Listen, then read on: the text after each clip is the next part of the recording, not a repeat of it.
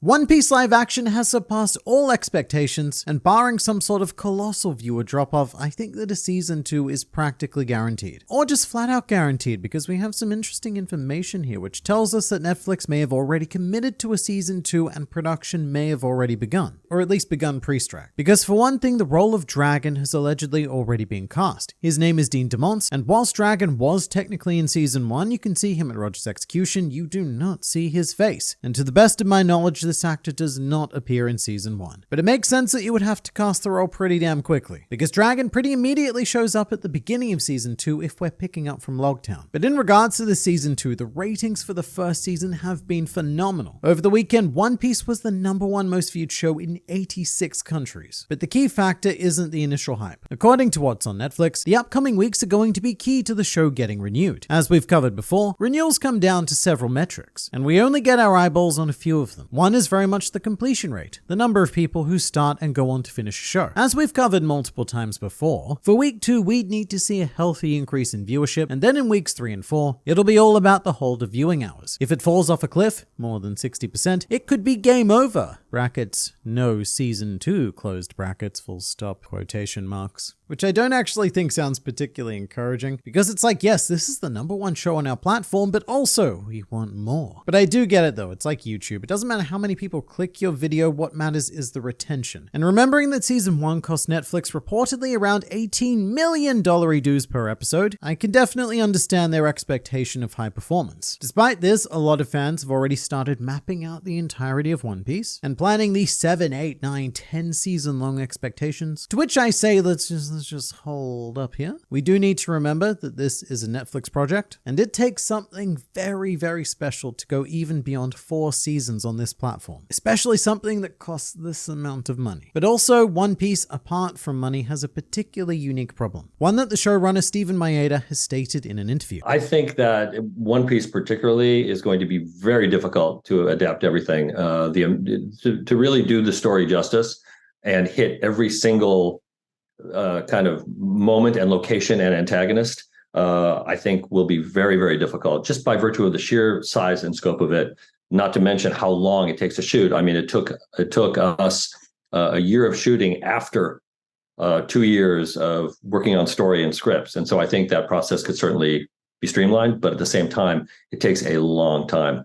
So, I can't speak to spoilers and to, future plans, but yeah, it's a challenge. Basically, One Piece takes a long time to make. Those 8 hours we saw took 3 years to produce. And that's not even including development, because the project was announced much longer before that. But realistically, you'd be looking at a timeline of maybe 2 years between seasons at best. Probably longer between seasons 1 and 2 because of the strikes. But really, that's what we want. Because if we do get to a point where they're pumping out seasons 1 a year, then firstly, I don't even know if that's logistically possible. And secondly, the quality across the board is going to plummet. Writing, acting, effects, editing, all of the things. Wherever you think they are right now here, they're going to be here. And in my opinion, we just got across the line with season 1. So I think that planning out the entirety of One Piece is very unrealistic for the live action going forward. I personally feel like the series will probably have a lifespan of 4 or 5 seasons at best. But even then, that's looking way too far ahead. Because for all of the challenges that they faced in season 1, think about it. You got the fishmen, you got the stretching, you got all the locations, you got the stories and the characters. All of that is comparatively nothing compared to what they would need to tackle in season 2. And I don't mean to underplay what they've done in season 1. It is legitimately phenomenal, but East Blue is a tutorial level compared to what comes in the Alabasta Saga. And actually, I think that the Alabasta Saga might be the most difficult pre-time skip saga to adapt, because it has a ton of unique locations. It goes all out with really difficult to pull off ideas like giants, dinosaurs, continent whales, a reindeer crew member, and pretty much every new villain is a devil fruit user with their own unique power. And let's also not forget an entire civil war to play out at the end. And if there's anything that live action One Piece has taught me so far, it's that they work to avoid large scale battles as much as possible, which is very understandable from a cost perspective. But then again, everything in season 2 presents that scale of challenge. I mean, for example, let's talk about Chopper. He is, rightfully so, the biggest question mark that fans have going forward. Is he going to be a completely CGI crew member? Is one of said questions, and really, I don't know how practical that would be. It's not that it can't be done. Films like Detective Pikachu have shown that that sort of style can work, but films like Detective Pikachu are also less than a quarter of the runtime of an entire television series of One Piece, and it has a larger budget than the entire television series. But having a completely CGI main character would either mean that Chopper's scenes get heavily cut, and sort of like Luffy stretching, we only really see him during a couple of key moments per episode, which I think would be very unsatisfying. But option number two, this series so far has shown a preference for practical effects where possible, which I think is the right move. I mean, the fishmen, no, they don't look perfect, but you get used to it. And I think it would be infinitely worse if they tried to make them CGI. So, is Chopper going to be a practical puppet or animatronic? Or perhaps even man in chopper suit? Boy in chopper suit? Child? Child maybe? But here's the third option, and this may sound a bit blasphemous. Chopper is a reindeer, yes, but he's a reindeer who ate the human fruit. So do we get around the uncanny, costly reindeer idea by just turning Chopper into a human? Yeah, he's a reindeer, but he's always in his human form. That sort of thing. And occasionally you see his Zoan transformation and you get some reindeer action, but for the vast majority of the screen time, is he just a human in his human form? I gotta be real, I don't think that any of these options sound amazing, and no matter which one they go with, it's gonna come with its own unique problems. But if I had to bet, I would say it's the human one because it is the most cost effective. Another big concern I have is obviously pacing, because the thing is, we didn't even finish East Blue in season 1, and not only is the Alabasta saga longer than East Blue, it now also needs to cover the leftovers from East Blue, and I genuinely fear how that would pan out in another 8-episode series. What I'm trying to say is that I think we're going to see some even more brutal cutting in season 2 than we did in season 1, because let's recap. We've got Logtown, Reverse Mountain, Whiskey Peak, Little Garden, Drum Island, Alabasta. That's already 6 different islands over the course of 8 episodes. And they're not throwaway islands either, like Sixus where we met Zoro in season 1. These are like actual places where things and story happens. And not to mention that Alabasta is an entire country with so many different locations within it. It is massive, but something I could see getting cut is Whiskey Peak. I mean, we meet Vivi at Reverse Mountain anyway, so you could probably condense it in. Although from a production perspective, Whiskey Peak could be quite easy to keep in, and do you know why? It's because you could just cut all of the outdoor stuff and keep things set inside the various taverns and bars that they have on the island. That's another thing that's very much on my mind after having seen season 1, which is exactly how much of One Piece for production reasons now needs to take place indoors. It's just a production limitation. You can't have these big epic outdoor shots all the time or even most of the time, so you've always got to think about how much of the story can be achieved in an enclosed space, which makes me a little nervous for Little Garden. I really hope they keep Little Garden because season 1 missed a lot of tricks with Usopp, and he is in need of some desperate makeup time for character development, which Little Garden would be a great opportunity to do. I'd also say it does some essential stuff like introduce the giants, but with the perspective of knowing that this almost certainly isn't going to adapt all of One Piece, even in the best case scenario, and knowing that the giants are a very endgame story element that even the manga hasn't really gotten to yet, and knowing that they're probably going to be a logistical nightmare to implement, I can see Dory and Broggy being cut, along with the Baroque Works villains as well, Mr. 3, Mr. Golden Week, the others. I mean, not cut, but maybe have their roles heavily reduced to cameos. Sort of like what Gin was during Baratier. Mr. 3, he pops up, he's there, he's gone. When it comes down to it though, I think the reality is that we just need more than 8 episodes if the idea is to cover the Alabasta saga. Alabasta itself, just the arc, not the rest of the saga. Alabasta is 63 chapters long. I'm talking manga. In the anime, it feels much longer because there's lots of filler as well. But 63 chapters, that's at least 4 episodes right there. And even then, we would really need to blitz through them. And something we also haven't discussed yet is the need for the season 2 B plot, because I'm pretty confident that they're going to see a need for it. I'm going to talk more about this in detail in a bit, because the showrunner Steven Maeda had some fascinating things to say about the Garp B plot in season 1, but in season 2, we would likely be replicating that formula with Smoker, which should work a lot better because that's what actually happens. So the integration, it should feel a bit more natural. This is natural. But even then, I would expect Smoker and Tashigi to be even more present than they were in the manga, because even in the manga, there are some pretty big gaps where they're absent. So they'll have their own thing going on, which will take up time. And I'm pretty confident that they're going to do this because it was the showrunner who was most intent on putting the Garp storyline in. There were a couple of things that took some persuading.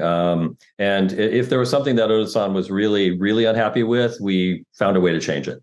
But there were some things that we tried and got into the show that initially he was a little gun shy about. And so one of them, for example, was bringing up Garp as a more present character in the first 8 episodes. It was a big change.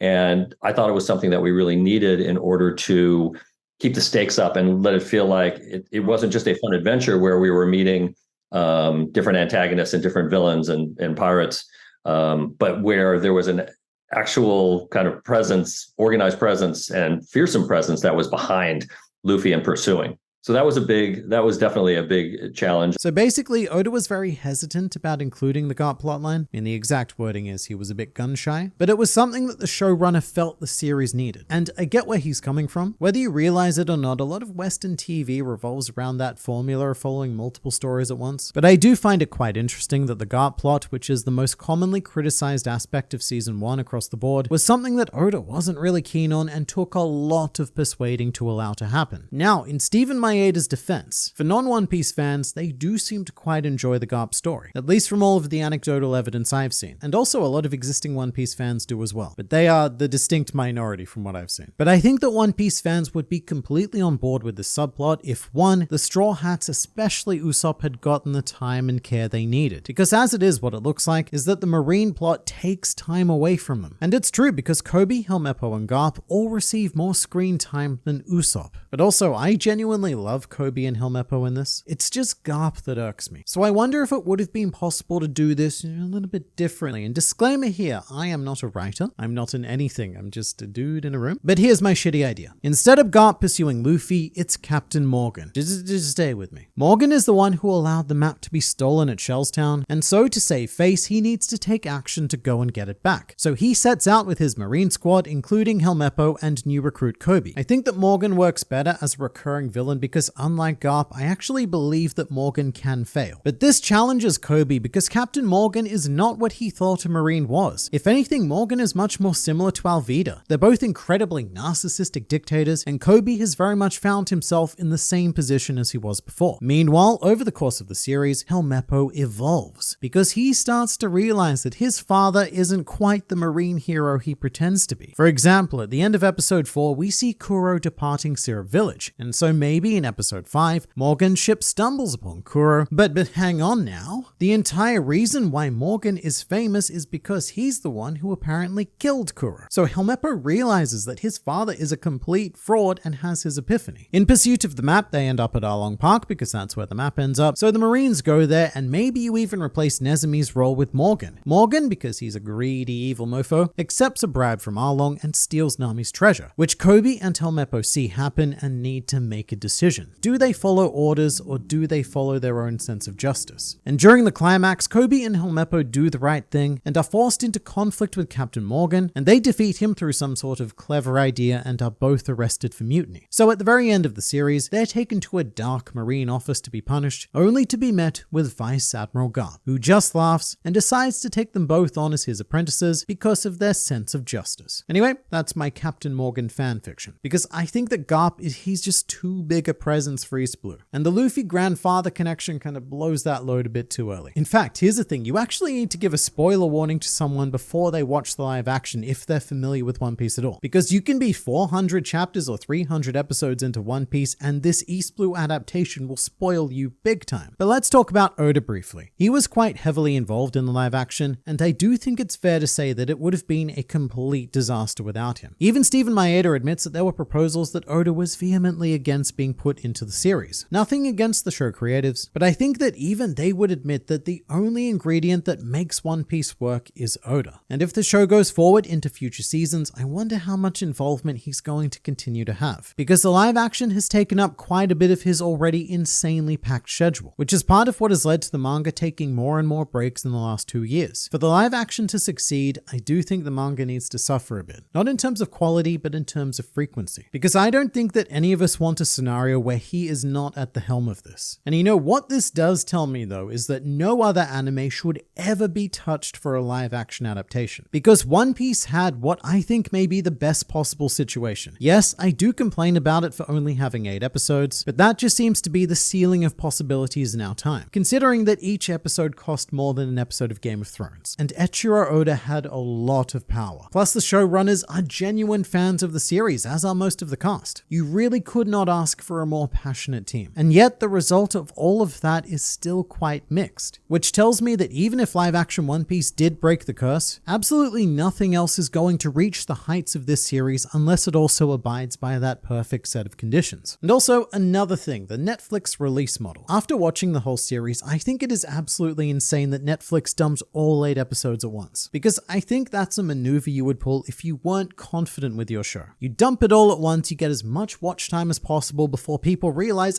this is bad. But One Piece was not that. So surely you would want to drip feed that experience and extend it as long as possible. With One Piece, if they'd released episodes weekly, I think that it would have exploded more than it already has. For example, if I was just making a video based on episode 1 as opposed to the whole series, not knowing where everything goes, then I would have said it was a 10 out of 10 experience. Because episode 1 in isolation is stupidly exciting and shows so much potential. But one of the reasons why I'm so critical is because I immediately got to see the consequences of making those episode 1 decisions. But this really could have been like a 2-month experience. I think that Netflix severely misjudged its audience for One Piece. Because whether you're a manga or an anime fan, we are used to our weekly injections of fictional pirate content. So this would have fit in perfectly with our fictional pirate lifestyles. And every week, One Piece live action would be trending around the world because every episode has so much to discuss. This series is unbelievably packed with fun things to talk about. Whether those are good, bad, neutral, everything's just generally interesting. Or maybe if they'd released them in 2-episode batches, because Matt Owens has said that they're all meant to be 2-episode arcs. But if they were looking for long-term momentum, I really think they should have released the episodes either weekly or in batches. But also, what do I know? Seriously, what do I know? Not a lot. And I'm honestly not sure why you all listen to me. If you have an answer, feel free to leave that in the comments. And also let me know what you're most excited about for a potential season 2. And in addition to that, what you're most concerned about.